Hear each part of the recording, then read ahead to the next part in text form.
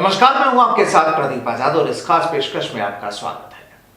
साल 2023 में राजस्थान में होने वाले विधानसभा चुनाव को लेकर तमाम पार्टियों ने कमर कस ली है।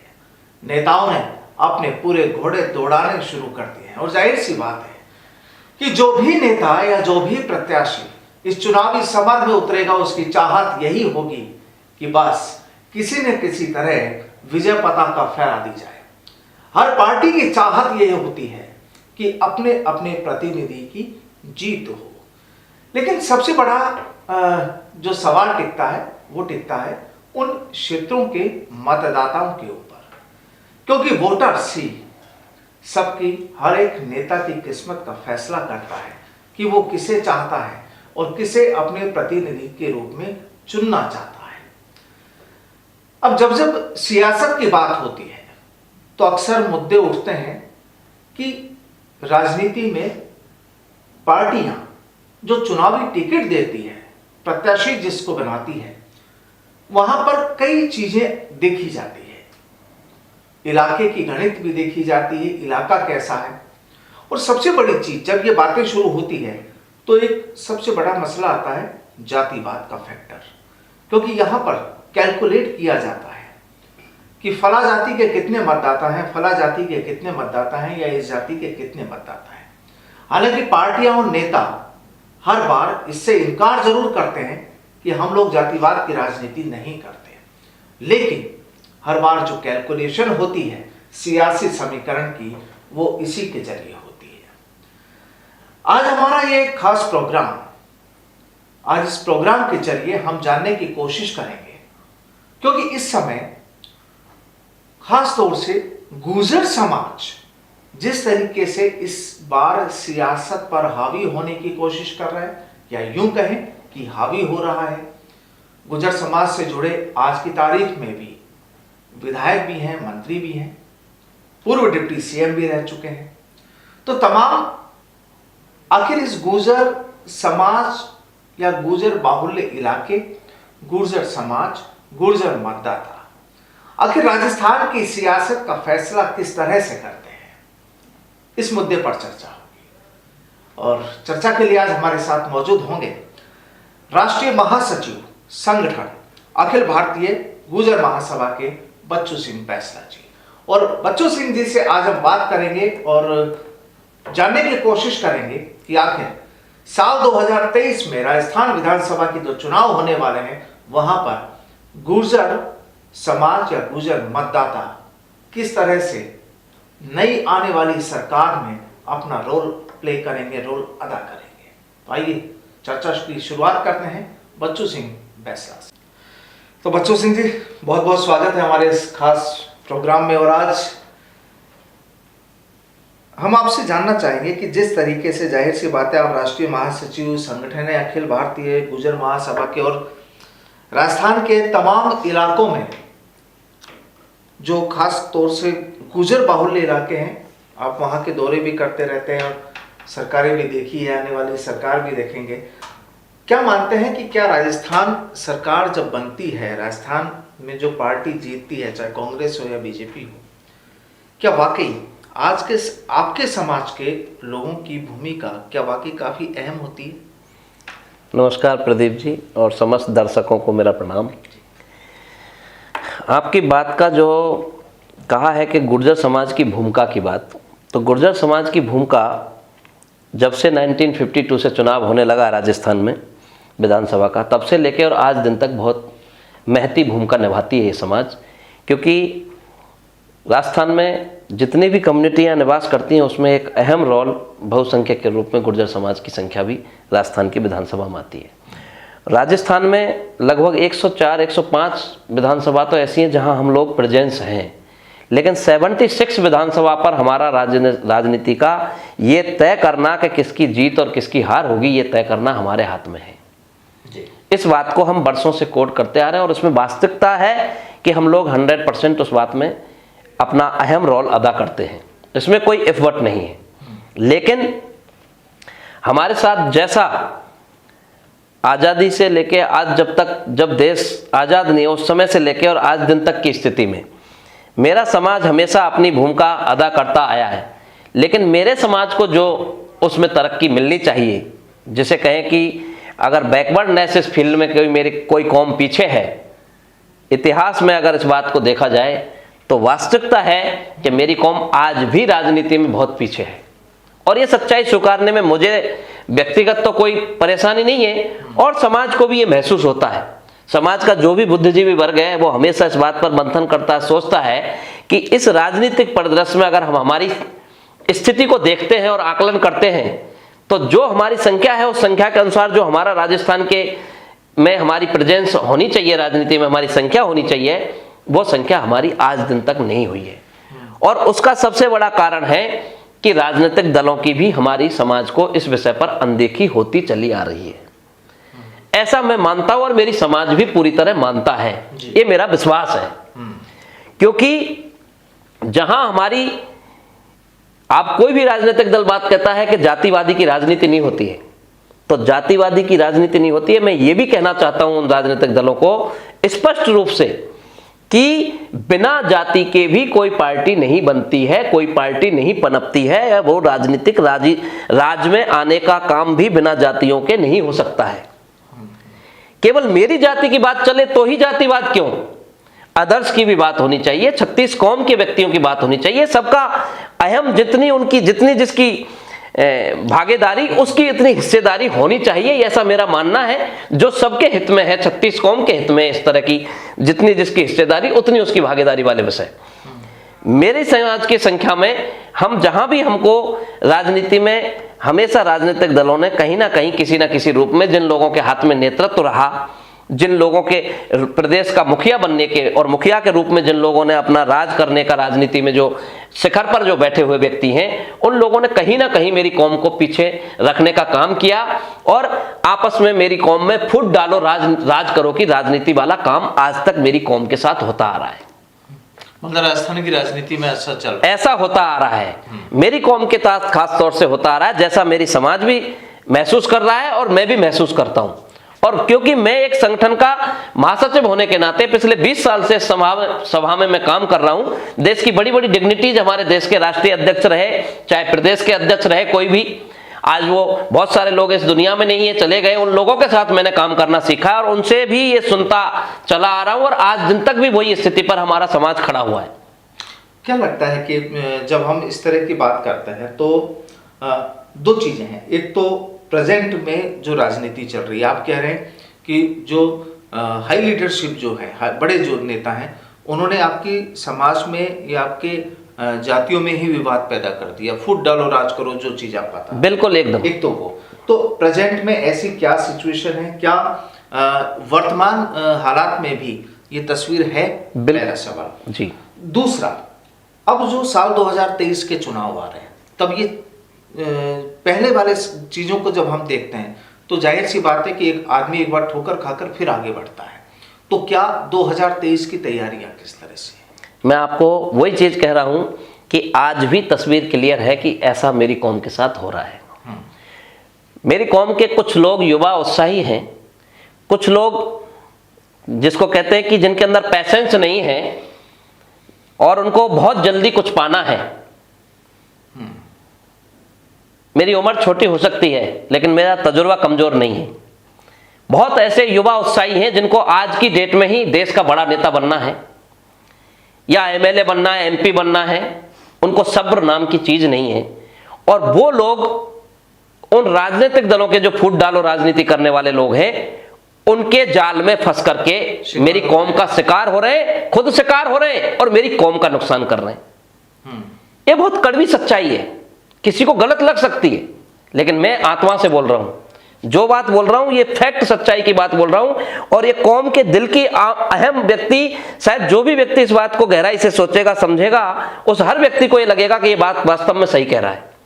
क्योंकि वर्षों लग जाते हैं लोगों को, लेकिन किसी मुद्दे को लेकर, किसी विषय को लेकर के हर व्यक्ति का अधिकार है। हर संगठन में कोई भी किसी संगठन में काम करता है और हर व्यक्ति को अपनी बात रखने का अधिकार है और उस बात रखने के माध्यम से अगर उसको कोई राजनीतिक सीढ़ी मिलती है तो वो राजनीतिक सीढ़ी में जाए, उसको बधाई देगा समाज, अच्छी बात है, उसका सम्मान करेगा, कोई दिक्कत नहीं है।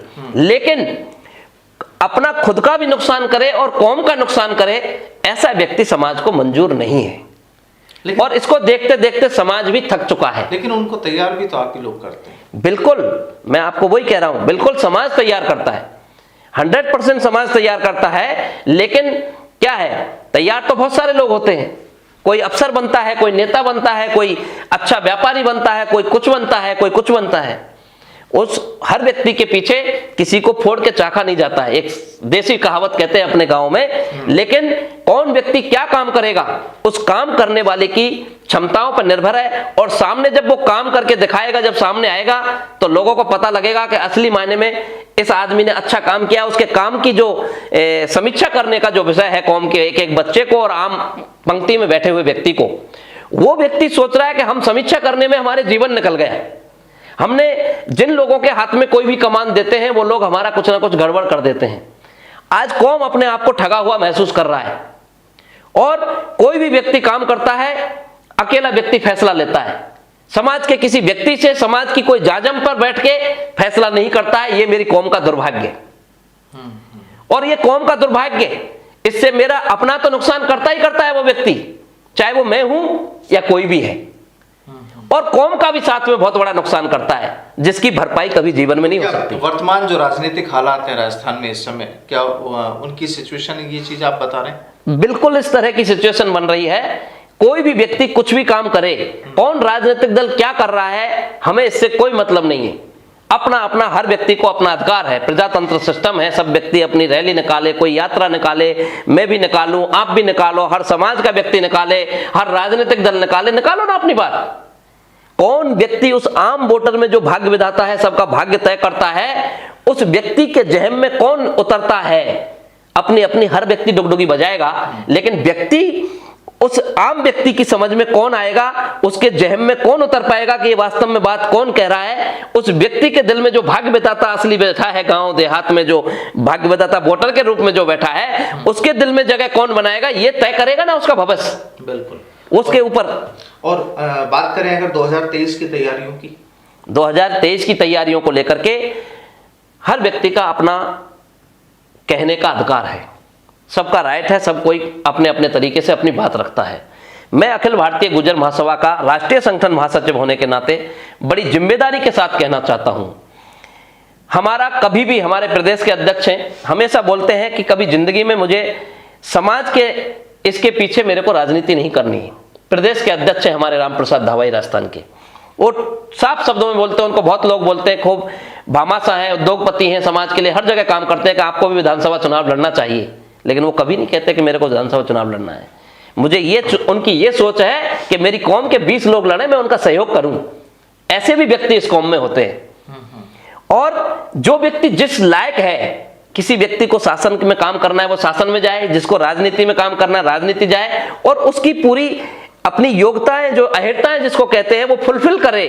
और समाज उसको कहे कि हाँ भाई डेफिनेटली ये व्यक्ति अच्छा है, इसको जाना चाहिए, तो 100% उसका सपोर्ट करे।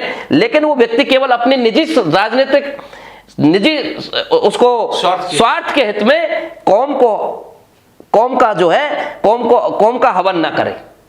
ये जिंदगी में उस व्यक्ति को सोचनी चाहिए, चाहे मैं ही हूं क्यों ना हूं। यानी 2023 की जो तैयारी, और राजस्थान की 2023 की तैयारी के लिए मैंने आपको कहा, अखिल भारतीय गुर्जर महासभा राजस्थान के अंदर प्रदेश इकाई है, महिला इकाई है, युवा इकाई है, विधि इकाई है, IT इकाई है। पांचों इकाई अनवरत पूरे प्रदेश में काम कर रही हैं, पूरे देश में भी काम कर रही हैं। लेकिन देश के विषय पर मैं नहीं जाना चाहूंगा, मैं केवल राजस्थान के विषय को लेकर बैठे हैं। तो राजस्थान में पांचों इकाई काम कर रही हैं, और साथ में छठी एक सामूहिक विवाह इकाई भी काम के लिए सामाजिक सरोकार का काम कर रही है, जो केवल गरीब बच्चों की, समाज के बच्चियों, बेटे बेटियों की शादी कराने का काम लिया है। उसने कल 20 नवंबर को जयपुर के अंदर हमारी प्रदेश कार्यकारिणी की बैठक हमारे प्रदेश अध्यक्ष ने बुलाई है। उसमें हमें 3 बिंदु रखे हैं। पहला बिंदु हमारा सामूहिक विवाह को किस तरह सफल किया जाए, हमारे समाज के बच्चों को कितने जोड़े बने और जोड़ों को बना के उनकी शादी करी जाए अच्छे से। जो माँ बाप गरीब हैं, जिनकी क्षमताएं नहीं है शादी करने की, मात्र 5100 रुपए में उन बच्चों की शादी कराने का काम महासभा के बैनर तले करेंगे। पहला बिंदु, उसको कैसे सफल बनाया जाए, उसकी क्रियान्विति के लिए विचार विमर्श की मीटिंग है। दूसरा बिंदु हमारा, राजस्थान में राष्ट्रीय अधिवेशन होना है दिसंबर के फर्स्ट वीक में, जिसमें पूरे देश के सभी राज्यों के प्रदेश इकाई भी शामिल होंगी। राष्ट्रीय अध्यक्ष से लेकर के। तीसरा बिंदु हमारा, राजस्थान के अंदर विधानसभा चुनाव से पहले 2023 के जनवरी में हमने एक रथ यात्रा निकालनी है गुर्जर समाज के अंदर, और उस रथ यात्रा की रचना कैसी हो, वो रथ यात्रा कहां कहां जाए, कितने दिन की हो, ये सब प्लानिंग का हिस्सा, ये तीनों बिंदुओं को लेकर कल 20 नवंबर को हमारी बैठक होने वाली है। तो वो सिर्फ और सिर्फ टारगेट ऑफ विधानसभा चुनाव 2023 ही रहेगी उसका फोकस, कुल मिलाकर तैयारियां और समाज का भले के लिए तैयारियां पूरी है। समाज का भले के लिए आप बात कर रहे हैं। बिल्कुल। आखिर में एक छोटा सा और संक्षेप में जवाब दीजिए कि इस समय जो राजनीतिक माहौल राजस्थान में चल रहा है, और बात करें अगर गुर्जर लीडर्स की, जब गुर्जर विषय पर जब चर्चा चल रही है जी, तो आज जितने भी नेता, मंत्री, विधायक जो भी लोग हैं जी, और जाहिर सी बात है कि सचिन पायलट को हम अलग नहीं कर सकते, क्योंकि वो भी आपके समाज से ताल्लुक रखते हैं। फिर चाहे वो कितना ही कह लें कि वो 36 कौम के नेता हैं या 36 वो डेफिनेटली वो ठीक है, वो कौम के लीडर के बाद ही अदर सबके भी लीडर बनते हैं।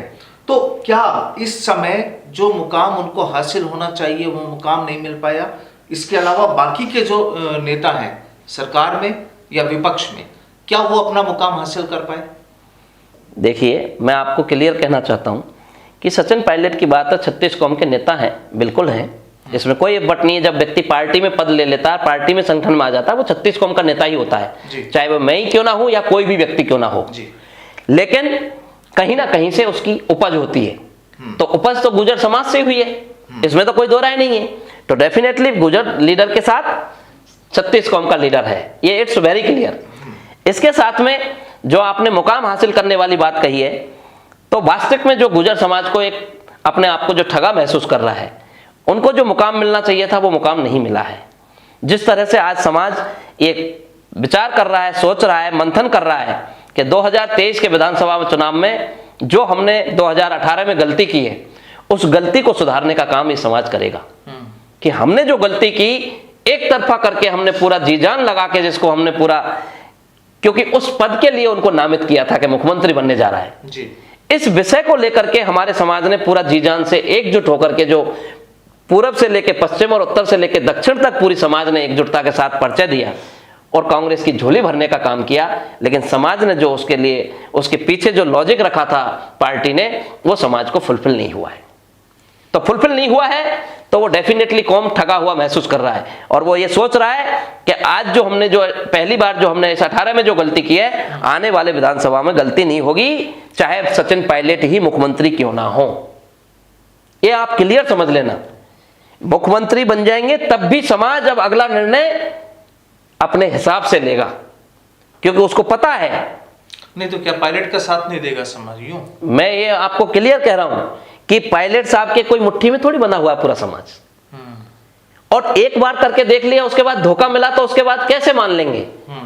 लेकिन मैं ये दावे के साथ दे रहा हूं कि मानता हूं कि अपनी कौम का बेटा बनता है तो पूरी कौम उसके साथ खड़ी होती है, बहुसंख्यक। लेकिन राजनीतिक दलों का विषय सोचने पे आएगा कि वो राजनीतिक दल अगर चाहते हैं कि हमारा भी बैलेंस हो इस समाज में, तो उनको भी राजनीतिक में अधिक से अधिक टिकट देकर के मेरी कौम के बेटों को आजमाने का, जो विधानसभा बाहुल क्षेत्र है जहां पर उनकी वाकई में हिस्सेदारी बनती है, उस क्षेत्र में अगर वो भेजेंगे तो सचिन पायलट भी उसको नहीं रोक पाएंगे, वो बैलेंस करेंगे बराबर। यानी ये मेरा दावा है इस बात का पक्का। क्या इसको यूं कहा जा सकता है कि अब गुर्जर समाज सचिन पायलट को भी परखेगा? बिल्कुल परखेगा, 100% परखेगा। चलिए, सच्चाई में देखो, क्योंकि एक बार जो काट की हड्डियां चढ़ती है, बार बार नहीं चढ़ती है सर जी। हर बार अपना अलग रूप होता है, कभी भी एक लाइन पर चलते नहीं है। अब इतने साल ठग ठग करके आदमी कहते हैं ना, ठगाए ठाकुर बन जाता है। तो इतनी समझ मेरी कौम को भी आने लगी है कि वास्तविकता क्या रहेगी, और महासभा का तो ये पक्का इस बात मामले में ये एजेंडा रहेगा कि मेरी कौम को जो अधिक टिकट देगा, जो भी राजनीतिक दल होगा, हम उसका स्वागत करेंगे और हम उसका सम्मान करेंगे। बिल्कुल, हम उसका स्वागत करेंगे, सम्मान करेंगे। जो मेरी कौम को जो नंबर 1 पे देगा, चाहे वो एक ही अधिक दे, चाहे 2 ही अधिक दे, उस कौम, उस पार्टी को हम जरूर उसका सहयोग करने का काम करेंगे। ये महासभा का मानना है। चलिए, तो साल 2023 में राजस्थान विधानसभा के चुनाव में खासकर गुर्जर समाज की तस्वीर कैसी हो सकती है, और क्या योजनाएं हैं, क्या प्लानिंग है, और सीधे तौर पर यहां जिस तरीके से बच्चू सिंह जी ने 2 बातें यहां पर कही कि सचिन पायलट की मुट्ठी में समाज बंधा हुआ नहीं है, पहली बात, और दूसरी बात कि अब आने वाले वक्त में जो 2023 के जो विधानसभा चुनाव होने, चाहे सीएम सचिन पायलट खुद क्यों ना हो, सीएम हो ना हो, उससे कोई फर्क नहीं पड़ता, लेकिन सबसे बड़ी चीज कि गुर्जर समाज अब सचिन पायलट को भी परखेगा, उनका मंतव्य, उनकी सोच और उनकी क्रियान्विति धरातल पे क्या काम करते हैं, क्या कर रहे हैं, समाज के लिए क्या कर रहे हैं, और अगर समाज के हिसाब से सियासत के नाते चलते चलते उनको कांग्रेस मुख्यमंत्री भी बना देती है, फिर भी समाज 100% उनको देखेगा, नोट करेगा हर चीज को। तो ये थी हमारी खास पेशकश और बातचीत थी बच्चू सिंह बैसला जी से, जो नमस्कार, राष्ट्रीय महासचिव संगठन अखिल भारतीय गुर्जर महासभा के। फिर मुलाकात होगी एक नए विषय के साथ, फिलहाल के लिए धन्यवाद, नमस्कार। नमस्कार।